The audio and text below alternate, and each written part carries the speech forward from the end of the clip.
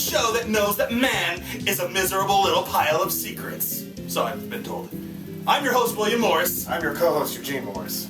Well, it's that month again. The month where the light weakens and the creatures of the night come out to play, and the Lord of all darkness comes out of his coffin to wreak havoc on the world and Transylvania. And it's up to the Belmonts to put him back in his place.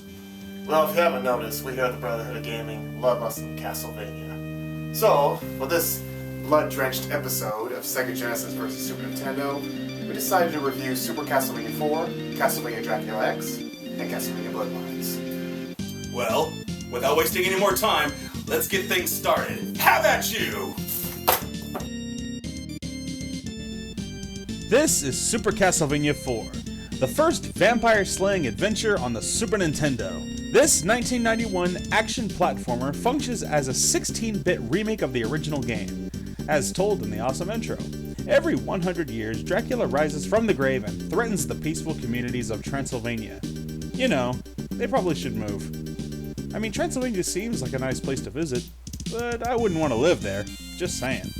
And as usual, it is up to the heir of the Belmont family, Simon, armed with his whip, his sub-weapons, and his courage. He sets out to conquer the forces of evil. When the game begins, you immediately get hit with something that motivates you for this journey, the music.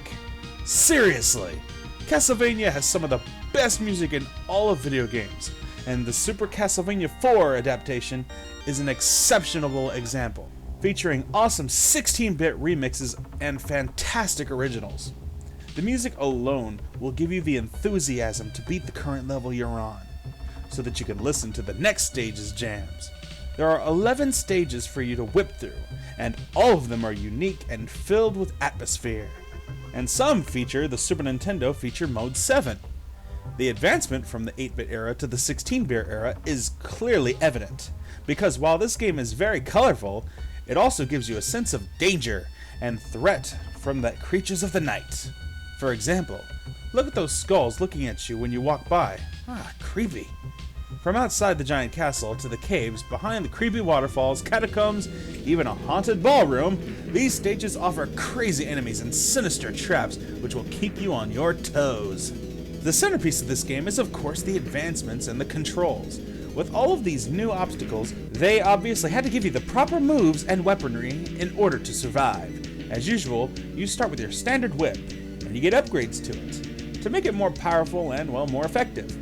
You whip the candles in order to get these upgrades, as well as the sub-weapons, hearts for fuel for your sub-weapons, and turkey legs for health. You can now whip in multiple directions, which is a big plus. You can even wave your hand all around, which can be useful to defend against incoming attacks. And you can use it too to swing over chasms. The classic sub-weapons are all here, from daggers, axes, flying crosses, and the best one, the holy water. It solves everything.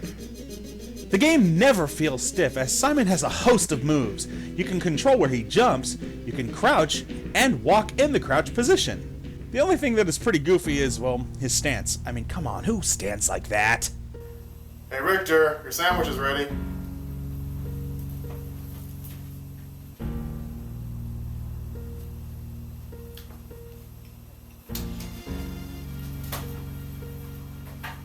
Super Castlevania 4 still has plenty of challenge, but fortunately you have unlimited continues and a password system to help you out. There is not much of a story here. I mean, it's kind of really bare bones, but who cares? You'll be having too much fun slaying evil in this one to even really give a care. It's that good. Turn this video off and play it right now. Oh wait, no wait. Wait till this video is over, subscribe, and then do that. I mean, come on! We put a lot of effort into these videos. Anyway, Super Castlevania 4 is freaking fantastic, but then again, you probably knew that already. I mean, the game's been around for like 20 years. But did you know that there was another Super Nintendo Castlevania game?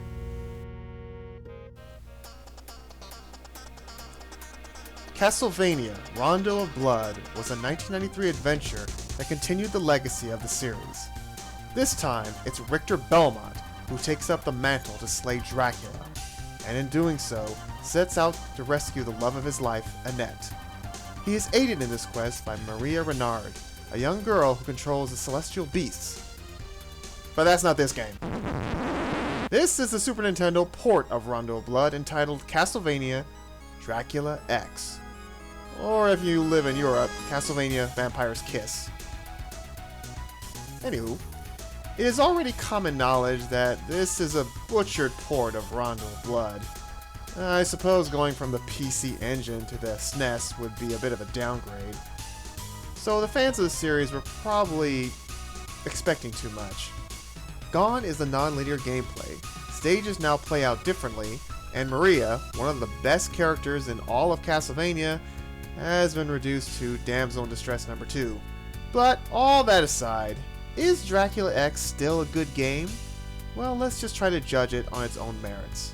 There are 9 levels that you can whip your way through, and all of the Castlevania trademarks are here. From the graphics, which feature a well-done opening level, look at the flames, to the atmosphere, and of course, the second to none music soundtrack. And that's about it. While the game looks really nice, there is also nothing particularly special about it. It basically plays exactly like the first Castlevania. Now, that in itself may not sound too bad, but coming off the fantastic Super Castlevania 4, this was definitely a letdown. No multiple whip movements or free range motion. Nope, just simple straightforward whipping and use of sub-weapons. In fact, the sub-weapons are your most effective attack, which may please purists of the series who believe that's the way it should be, and that's fine. Also, if you have enough hearts stored, you can do a super move with them, which is very useful. And you'll need all the help you can get because of all the Castlevania games out there, this is one of, if not the most frustratingly hard to play. Just let that sink in for a minute. From our point of view, what makes this game so challenging is Richter himself. He is so slow and so limited in his movements. Now he does have a backflip when you double tap the jump button, so that does help a little. However, he is a sitting duck for a lot of flying enemies. And, oh, yeah, those nights. Chances are you'll be dying, and dying, and dying, and dying, and dying some more. Thank God for the password system. Jeez, Simon and Trevor are rolling in their graves right now watching this display. At the time, many people didn't have access to multiple systems. So when the port of this game happened for Super Nintendo users, this most likely was their only chance to play Rondo of Blood. But nowadays, you can just get a PSP and purchase Dracula's Chronicles and play the real original Rondo of Blood and the outstanding remake. As for this version, well, we really can't give a solid reason for playing this game, other than pure curiosity. It is a Castlevania game, I mean it does qualify, but it's not one that's near the top of this beloved series. In the land where Sega does what Nintendo don't, a true gem in this famed series lurks. In 1994, we peasants were graced with the sole Castlevania game to feature blast processing! Castlevania Bloodlines. You remember that whole Mortal Kombat thing? You know, how Sega allowed blood in the game while the Super Nintendo didn't? Well, without those restrictions, Konami ran with it, creating a truly dark, grim, and thrilling adventure. The title Bloodlines is very apropos, because this one is the most bloody and gory of the Castlevania series, and we love it. The dark atmosphere in this game presents a real sense of dread and uneasiness. You feel like you're indeed surrounded by pure evil. Just try playing this in the dark. The story of Bloodlines actually tries to make an effort to connect Castlevania to the legendary story of Dracula, in which the series was always loosely based on anyway. Peace has come to Europe and the years with Dracula has been gone. But a world war has broken out, and a catalyst is a woman vampire, Elizabeth Barkley, the niece of Count Dracula. She creates this war to spread death across the world, and use the deceased souls to resurrect her evil uncle.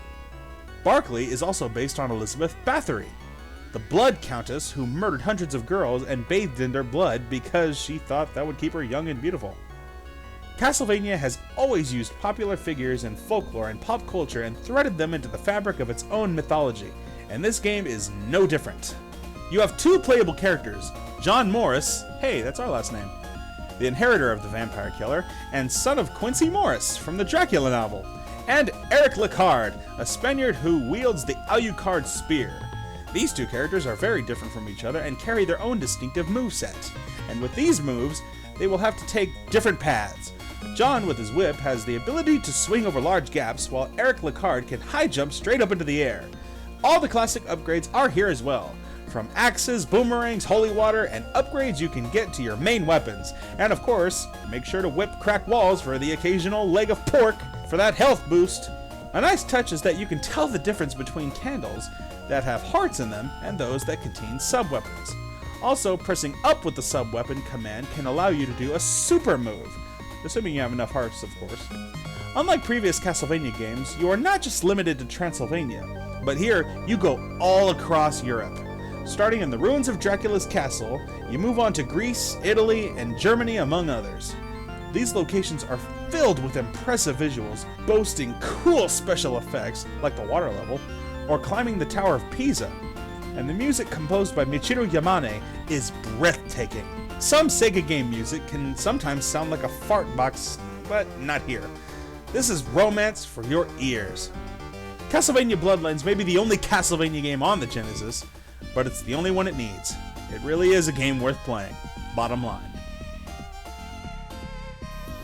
Well, there you have it. The Castlevania games of the early 90s on the Sega Genesis and the Super Nintendo. All of them fun games in their own right, some better than others, but we left it as it is. And now it's up to you to decide which one is your favorite and or the best one in your own opinion, just like we did ours. Feel free to comment below. Tell us about your favorite Castlevania games, which ones you think were better, had better details, had better anything, which ones you grew up with and had more fun with, and we'll see how it ranges out. Meanwhile, you've been watching the Brotherhood of Gaming video game show. I'm your host, William Morris. I'm your co-host, Eugene Morris. And remember, if you go out trick-or-treating, be safe. Richter Belmont and Trevor Belmont, we're out.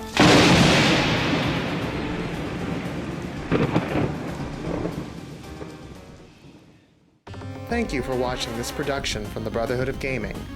If you like what you saw, please hit the like button and leave a nice comment below. If you would like to see more from us, by all means hit the subscribe button.